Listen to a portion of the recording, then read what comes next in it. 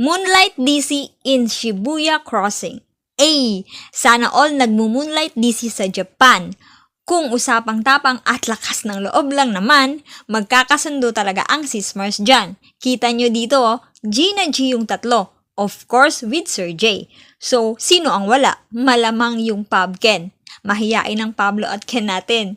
Si Pablo daw kasi yung may hawak ng kamera. Charot! Pero ayon kay opisyal, andyan daw talaga si Ken. Opo, pero nanunood lang. Nako, siguro nanunood siya tapos tumatawa. Hula ko lang naman. Kasi naman, parang kahit silang tatlo, pinagtatawanan din nila ang mga sarili nila.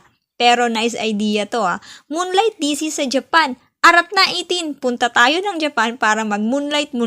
Salamat boys sa pagturo sa amin ng tamang pagtawid sa kalsada. Eme lang. Bida-bida talaga to si Moonlight ngayon Palibhasa, ira niya. May balak pa atang i-break lahat ng records ni Gento. Okay bunso, go lang. Pakita mo angas mo kid. Mag-viral ka worldwide. Ganon. Do your magic. Parang ang ganda neto sa flash mob no? Sa umpisa kasi parang nawiwirduhan pa tayo sa choreography. Pero mali tayo. Apakaganda at nararapat lang pala talaga.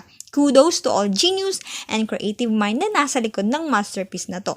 Saludo ako sa inyo. O siya mga dre, stream Moonlight na lang habang inaantay natin na makarating sa moon tong mga Sismars natin. Ems.